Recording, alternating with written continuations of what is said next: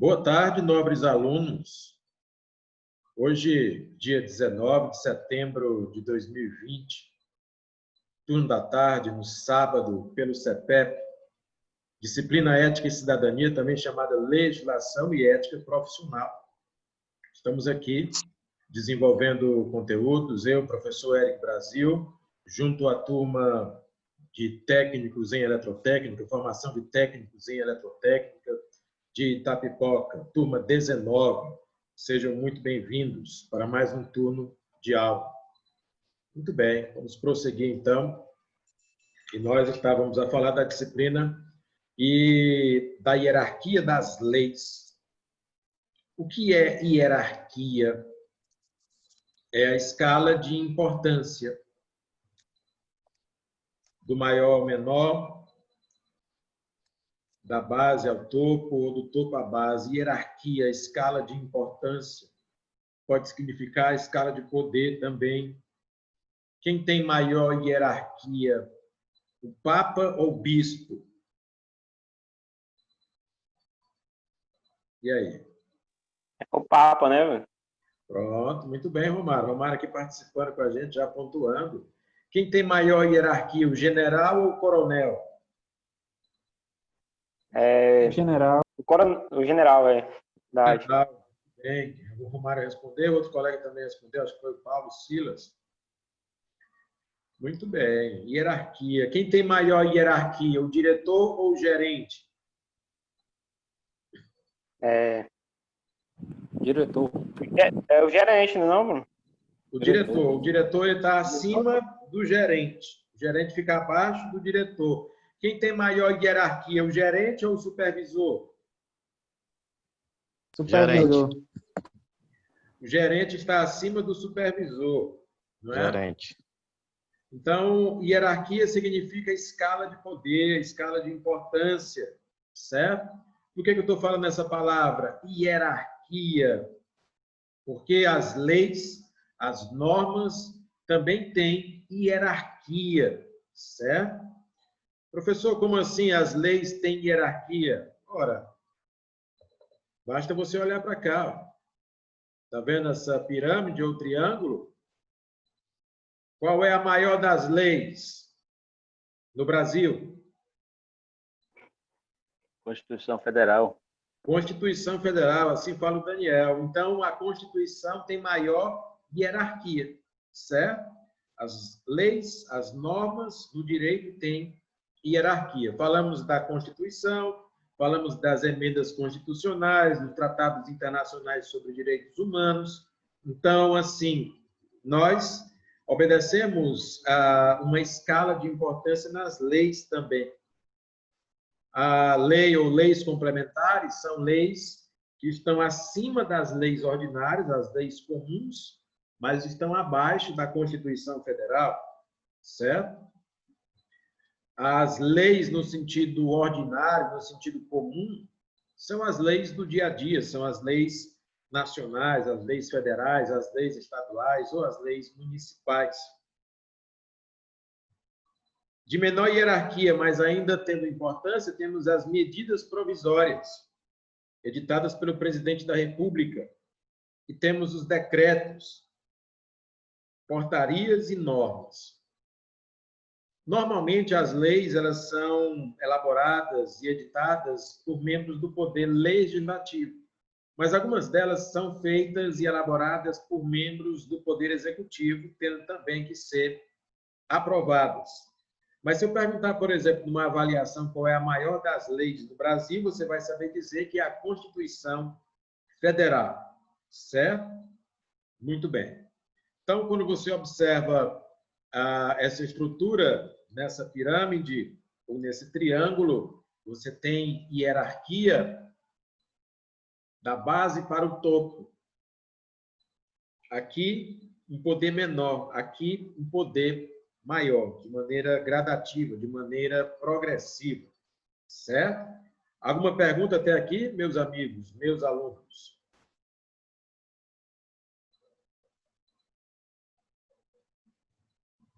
Em relação a esse sistema de leis? Então, vamos prosseguir.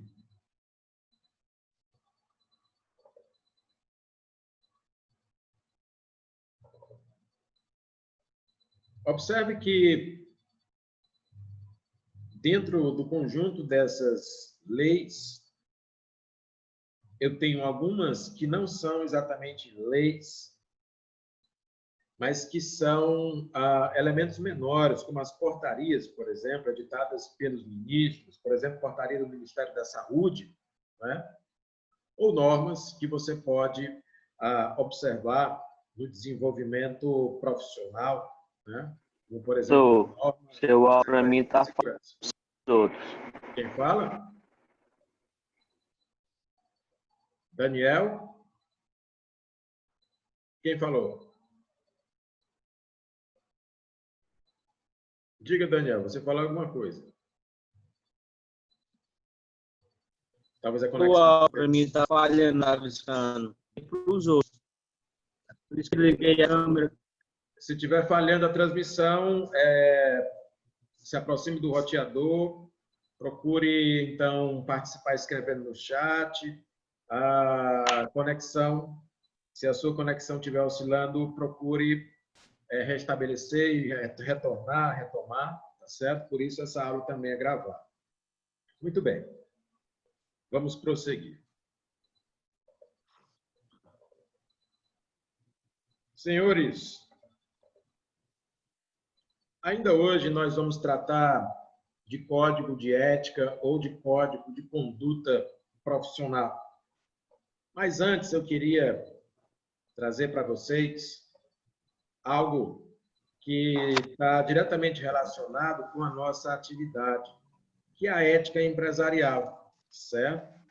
No final de semana passado, nós tivemos a oportunidade de assistir a um vídeo que mostrava um ambiente de uma empresa onde havia ali uma série de conflitos, problemas.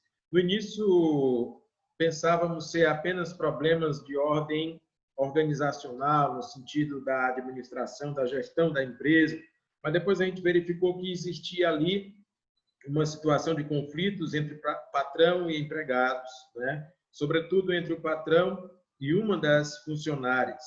E aí isso cabe no nosso assunto de ética empresarial, de ética no ambiente de trabalho. E no caso, nós podemos observar uma situação de assédio no trabalho. Lembrando que a palavra assédio não é apenas no sentido de assédio sexual, não é? Que é mais conhecido. Não, o assédio ele faz referência a abusos cometidos contra as pessoas, contra os trabalhadores, né? Contra as pessoas no ambiente de trabalho. Então, se você, por exemplo, sofreu um constrangimento, você foi assediado, certo? Que tipo de constrangimento você poderia sofrer no ambiente de trabalho? Às vezes você está trabalhando, desenvolvendo suas tarefas, e o supervisor ele te trata com desrespeito, profere palavrões contra você, ofende a sua honra. Tudo bem que você pode ter um chefe, tudo bem que você obedeça ordens, mas você não deve e não precisa se sujeitar a abusos, a assédio. Uma coisa é eu dizer, faça isso, é a sua obrigação, eu posso falar isso como chefe.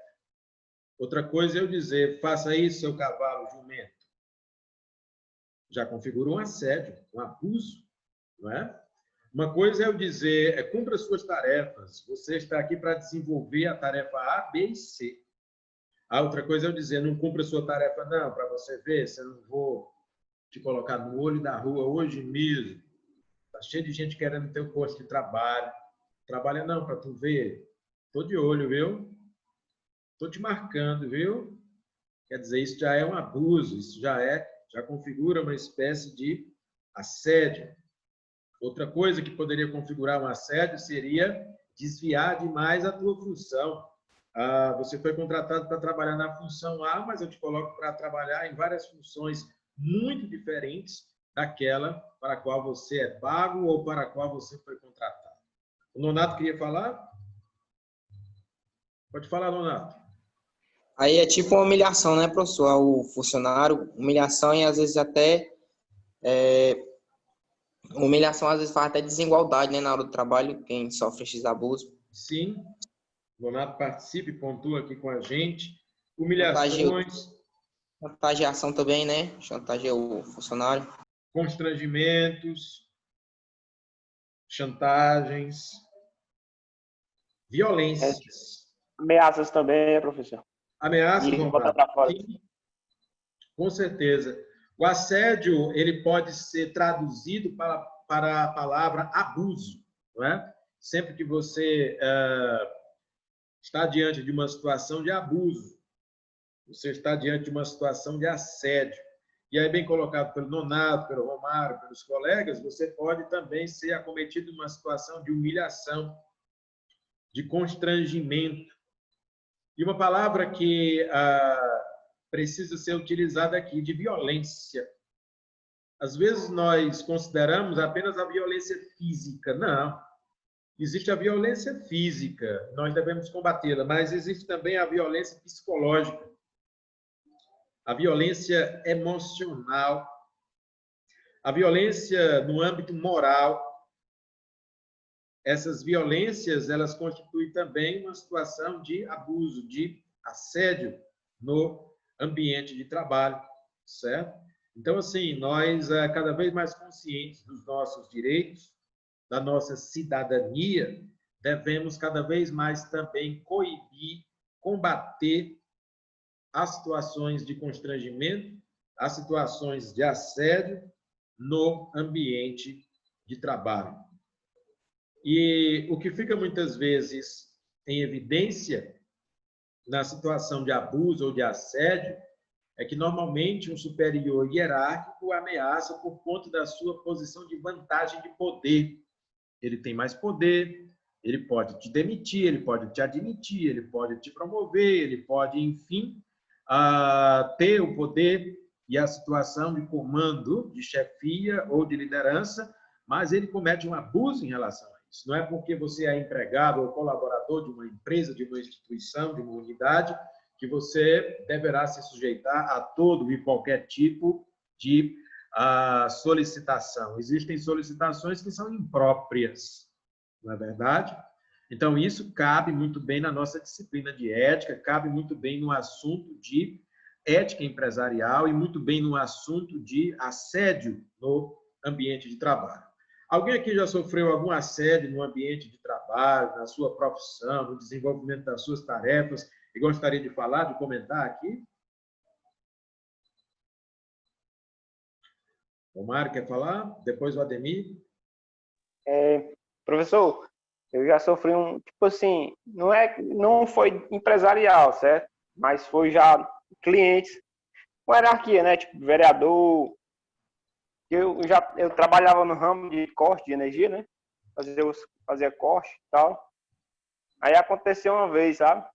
Eu fui cortar a casa de um vereador, aí cortei, aí veio aquela série de coisas, sabe? Que até naquele dia, assim, acontece, geralmente acontecia, mas daquela forma, entendeu? Que ele me tratou, esculhambou, chamou todo nome.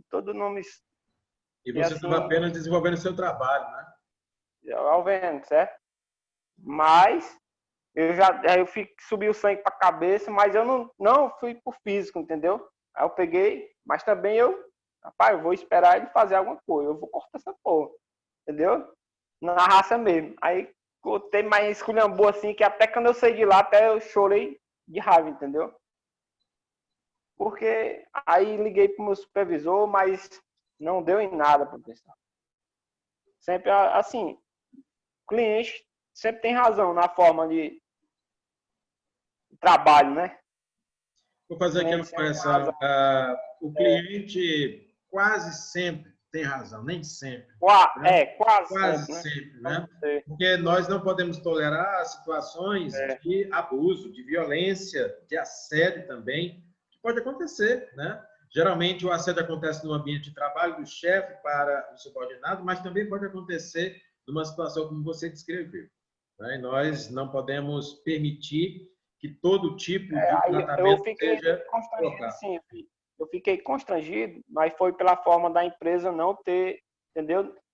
Ido para frente, sei lá, ter feito alguma coisa, né? Para punir, uma punição, né? Ficou impune de nada, né? Aí eu fiquei muito chateado. por essa causa. Entendi. Eu realmente não gostei. Entendi. O exemplo do Romário pontua aqui, né, pela descrição, tá certo? Não são situações fáceis, mas nós precisamos falar sobre a fim de, se não eliminar, pelo menos mitigar, diminuir consideravelmente esse tipo de situação que é tão presente, né, no ambiente de trabalho. O Ademir queria falar também. Pode falar, Ademir. Eu sou o Márcio, sou. Márcio? Sou, mas nesse caso aí, sempre para a empresa o cliente tem razão, né? Sempre para a empresa o cliente tem razão. E muitas vezes o superior, né, o chefe... Sim, mas nós devemos lembrar, Márcio, que é uma situação de um cidadão contra um cidadão. Então, assim, o Romário, se ele se sentisse realmente constrangido a ponto daquilo representar algo muito grave, ele poderia fazer uma representação independente da empresa, né? Porque ali há um cidadão constrangendo o outro cidadão, certo? Vamos esquecer a relação aí no caso de trabalho, porque eu entendo o que você quer dizer. A empresa não agiu, né, para defender o seu colaborador, mas o colaborador é um cidadão e sofreu a ofensa de outro cidadão, não é?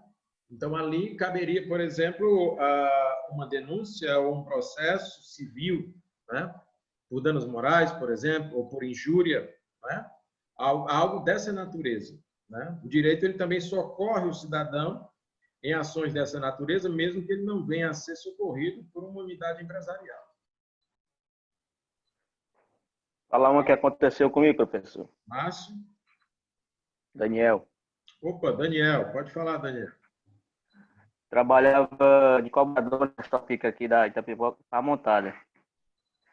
Aí tem uma senhora aqui na montada que tem uma oficina de peças de moto. Ela pediu para a gente levar uma mercadoria, né? A gente levou. Aí o valor da mercadoria dava R$ 2.500. Sendo que a mercadoria eu entreguei, né? E o dinheiro da mercadoria eu não recebi. Que sempre eu deixei Itapipoca e o cara levou para Mudaú, né? A mercadoria. Aí ele trouxe o dinheiro de Mudaú, chegou e entregou o fiscal da Topic. E esse fiscal acusou que tinha entregado o dinheiro para mim, sem ter entregue.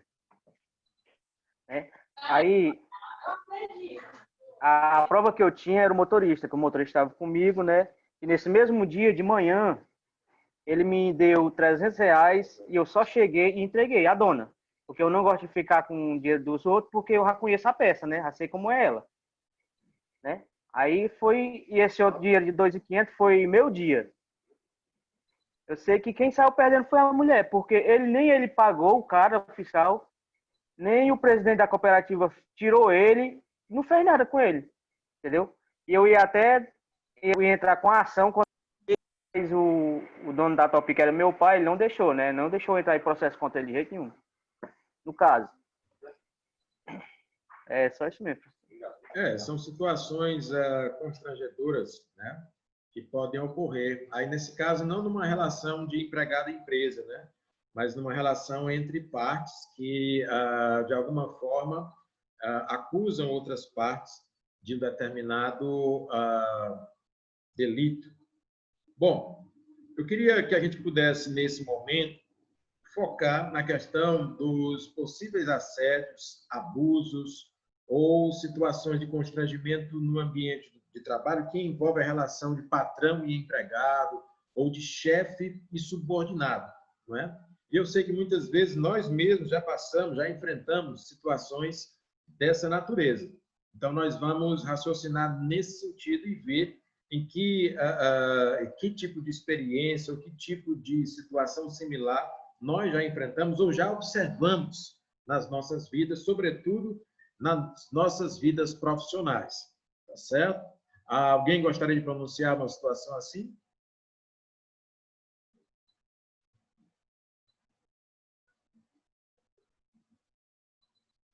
Bom, nós vamos fazer o seguinte. Essa é uma das atividades da tarde de hoje, faremos outras. Nós vamos descrever, e aí quando eu falo descrever, pode ser verbalmente, certo? Uma situação de assédio no ambiente de trabalho, envolvendo chefe e subordinado, patrão e empregado, ou superior hierárquico e o seu subordinado. Se você, por acaso, passou por uma situação assim, você pode descrever.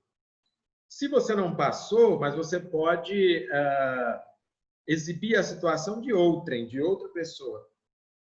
Ou se você nunca viu, nunca passou por uma situação assim, você pode mesmo assim descrever uma situação fictícia, mas que poderia ser uma situação real. E a partir disso nós vamos iniciar um debate que será desenvolvido aqui por nós. É uma atividade para nós. Vocês terão um tempo de 10 minutos para escrever ou pensar a respeito. Eu sugiro escrever numa folha de caderno, mas que na hora, no momento, daqui a 10 minutos, a gente vá comentar, a gente inicie um debate a esse respeito, tá certo? Então, vamos imaginar ou descrever situações de assédio no ambiente de trabalho envolvendo chefe e subordinado, que você percebeu que houve ali um constrangimento, ou que houve um abuso, ou que houve uma violência. Lembrando que violência não é apenas física, a violência pode ser emocional, pode ser moral também. Tá joia? Então, daqui a 10 minutos, nós vamos entrar em ação com um debate falando sobre assédio no ambiente de trabalho. Até daqui a pouco.